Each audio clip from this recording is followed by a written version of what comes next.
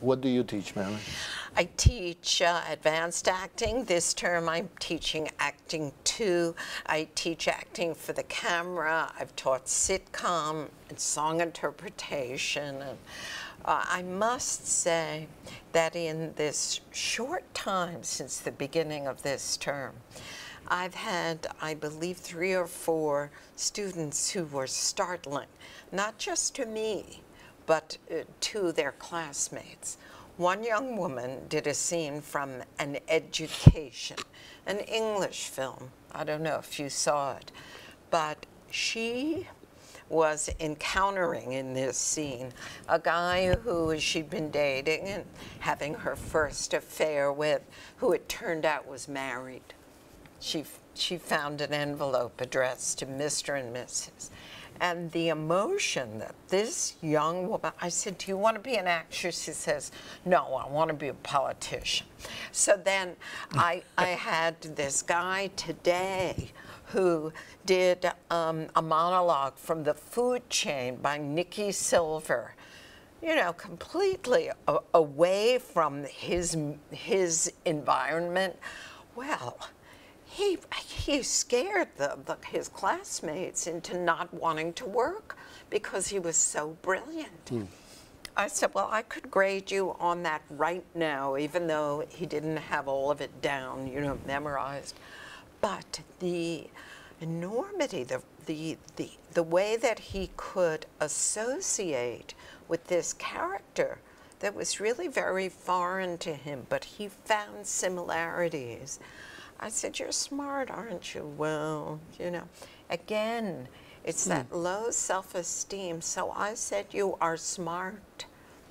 This semester, the final, next semester, the final project that theater program is going to produce is going to be an anthology of the student works. We're going to take some of the best scenes that have come out in my writing classes, and we're going to produce them. Wonderful. But we should say, William, that you're also the artistic director for the theater department. Yes. So it is your job to coordinate all the productions that the department stages during a calendar year. And you choose the productions. To help choose. What are these years? What are you planning for? I get input from the students and the faculty, and we're starting out with a Molière's Misanthrope.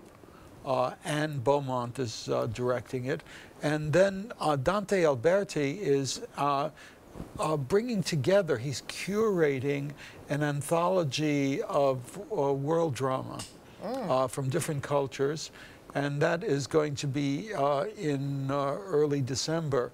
Then for our spring musical, we're doing Hairspray, the world-famous musical Hairspray, which I'm dying to do.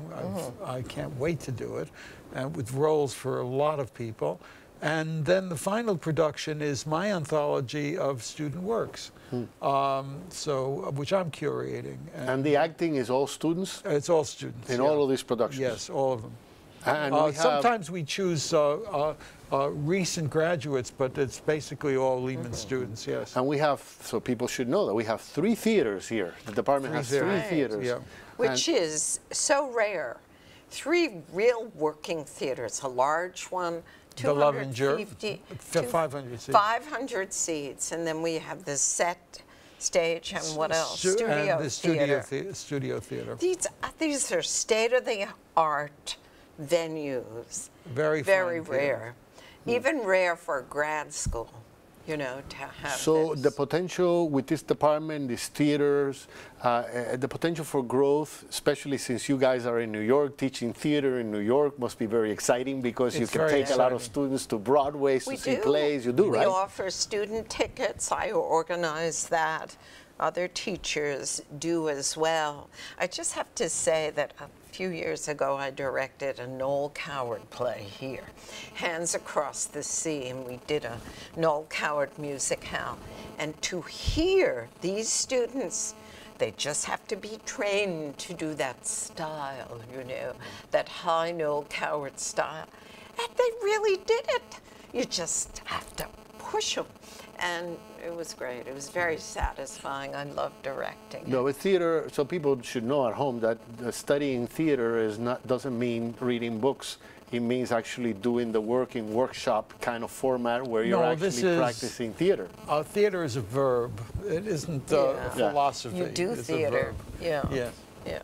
So they do get that hands-on experience is what I'm getting at here at Lehman. So that when they go out in the real world, they're ready, or hopefully they're ready. Well, they're beginning. Yeah. Well, the fact that both of us are in it, we're in the business, we're in theater, we work in it.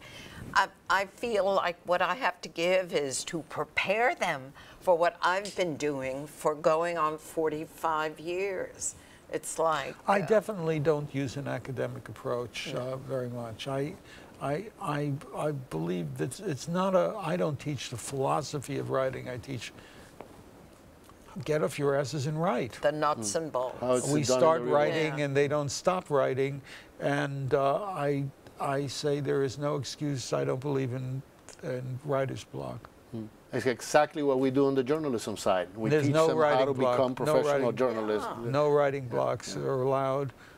You can write. You can always write. You don't always have to write well. Just write. Well, you sort of have to act well. So I want them to be able to go out there and have jobs, you know. And a lot of them are getting jobs. I know. A lot of our alumni are doing well. That's right. Yes. We're beginning to get that finally, and it's thrilling. Ellie is doing well, and Angel Dario All right, Torres. before you drop any more names, we're out of time, but thank you for being on the show. Thank you. It's really a wonderful experience. We wish you good luck with your play again as is, and with your acting in your new production. Thank you. It's wonderful to have you on the show, and you both are inspirations to our students because I hear it from them all the time. Well, thank you so much. Thank you for being on the show. And welcome aboard. Thank you, sir. We'll be back with another edition very soon of the Bronx Journal, so I hope you watch.